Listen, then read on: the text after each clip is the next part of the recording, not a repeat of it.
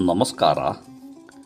ನುಡಿ ಬೆಳಕು ರೇಣುಕಾ ನಿಡಗುಂದಿ ಅವರ ಪ್ರಜಾವಾಣಿಯ ಅಂಕಣ ಬರಹ ಗಾಳಿ ಬೀಸುವಾಗ ನಿದ್ರೆ ಮಾಡುತ್ತೇನೆ.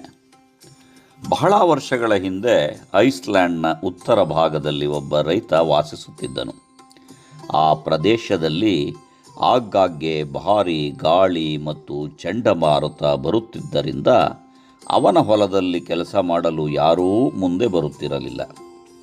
ಒಂದು ದಿನ ರೈತನು ಕೆಲಸಗಾರರಿಗಾಗಿ ಜಾಹೀರಾತು ಕೊಟ್ಟನು. ಹಲವರು ಬಂದರು. ಆದರೆ ಆ ಸ್ಥಳದ ಅಪಾಯದ ಬಗ್ಗೆ ಕೇಳುತ್ತಿದ್ದಂತೆಯೇ ಹಿಂದಿರುಗಿದರು. ಕೊನೆಗೆ ಒಬ್ಬ ಸಣ್ಣ ದೇಹದ ಮಧ್ಯವಯಸ್ಕ ವ್ಯಕ್ತಿ ಬಂದನು. ರೈತನು ಕೇಳಿದನು, ಈ ರೀತಿಯ ಕಠಿಣ ಪರಿಸ್ಥಿತಿಯಲ್ಲಿ ಕೆಲಸ ಮಾಡಬಲ್ಲೆಯಾ?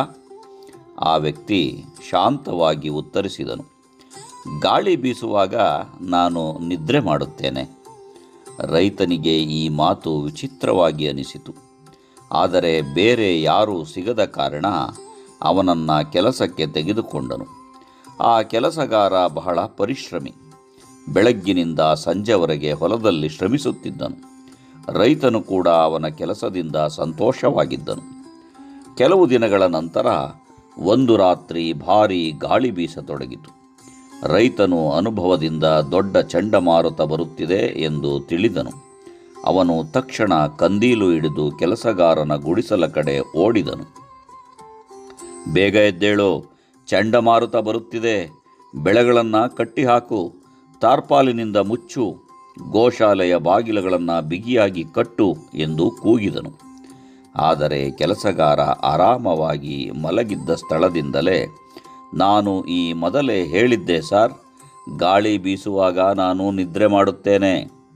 ಇದನ್ನು ಕೇಳಿ ರೈತನಿಗೆ ಬಹಳ ಕೋಪ ಬಂತು. ಆದರೆ ಆತ ತಕ್ಷಣ ಹೊಲದ ಕಡೆ ಓಡಿದನು. ಅಲ್ಲಿ ಹೋಗಿ ನೋಡಿದಾಗ ಅವನು ಆಶ್ಚರ್ಯಗೊಂಡನು. ಎಲ್ಲ ಬೆಳೆಗಳು ಸುರಕ್ಷಿತವಾಗಿ ಕಟ್ಟಲ್ಪಟ್ಟಿದ್ದವು. ತಾರ್ಪಾಲು ಸರಿಯಾಗಿ ಹಾಕಲಾಗಿತ್ತು. ಗೋವುಗಳು, ಎತ್ತುಗಳು ಸುರಕ್ಷಿತವಾಗಿದ್ದವು. ಕೋಳಿಗಳು ಕೂಡ ತಮ್ಮ ಗೂಡಿನಲ್ಲಿ ಇದ್ದವು. ಎಲ್ಲ ಬಾಗಿಲುಗಳು ಬಿಗಿಯಾಗಿ ಕಟ್ಟಲ್ಪಟ್ಟಿದ್ದವು. ಎಲ್ಲವೂ ಸರಿಯಾದ ರೀತಿಯಲ್ಲಿ ಸುರಕ್ಷಿತವಾಗಿದ್ದವು. ಯಾವುದೇ ನಷ್ಟವಾಗುವ ಸಾಧ್ಯತೆ ಇರಲಿಲ್ಲ. ಆಗ ರೈತನಿಗೆ ಆ ಕೆಲಸಗಾರನ ಮಾತಿನ ಅರ್ಥ ತಿಳಿಯಿತು. ಸಮಸ್ಯೆ ಬರುವ ಮುಂಚೆಯೇ ಸಿದ್ಧತೆ ಮಾಡಿಕೊಂಡಿದ್ದರೆ ಕಷ್ಟ ಬಂದಾಗ ಭಯವಿಲ್ಲದೆ ನೆಮ್ಮದಿಯಿಂದ ನಿದ್ರೆ ಮಾಡಬಹುದು.